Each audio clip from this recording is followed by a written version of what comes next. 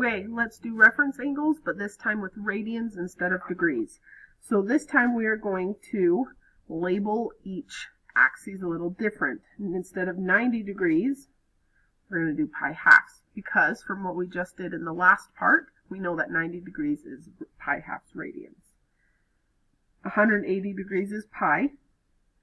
270 degrees is 3 pi halves, and then all the way around the circle is 2 pi. Now I'm looking at this problem, 5 pi 6.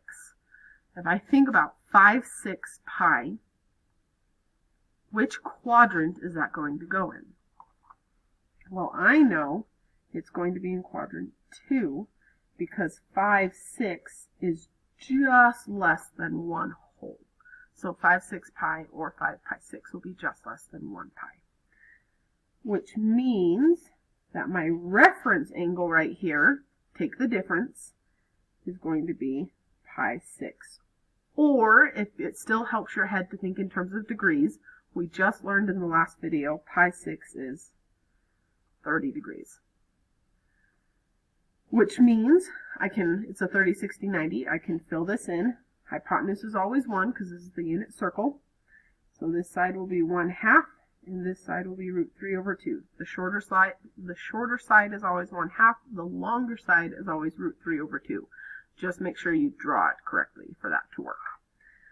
Add in my negatives. My x is going to be negative for that one. And then I want tangent. So y over x. So the y value is 1/2 over the x value, negative root 3 over 2. Do you need to simplify it? No, you don't. You can leave it like that. However, if you do choose to simplify it, use flip and multiply. So flip your denominator, change it to multiply. Your 2's cancel out because you have one on top and one on bottom. So you get negative 1 over root 3. You don't need to rationalize that. You can leave it be. Cosine of negative 3 pi fourths. So once again, negative just means I'm going to go that direction. So then I can fill it in like this. Negative pi halves, negative pi, because I'm going this direction now. So negative 3 pi fourths would be right there in between. Reference angle is going to be pi fourths, or as we just learned, 45 degrees from our conversions. Hypotenuse will be 1, since this is a 45, 45, 90. Sides will be 1 over root 2. Add in my negatives. And I have cosine of negative 3 pi fourths. Cosine is x over r. This is the unit circle though, so we know that r is 1. So we just really need the x value, which is negative 1 over root 2. Last one, cosecant of 5 pi thirds. So I'm going to draw this in again. 0, pi halves, pi, 3 pi halves, 2 pi. So I need 5 pi thirds. We'll think 5 thirds. What is 5 thirds just barely less than? 2. So I'm going to draw 5 pi thirds. So my reference angle between 5 thirds and 2 would be pi thirds. And I know that pi thirds is 60 degrees from what we just learned. But wait. If this is 60 degrees, that means I drew this wrong.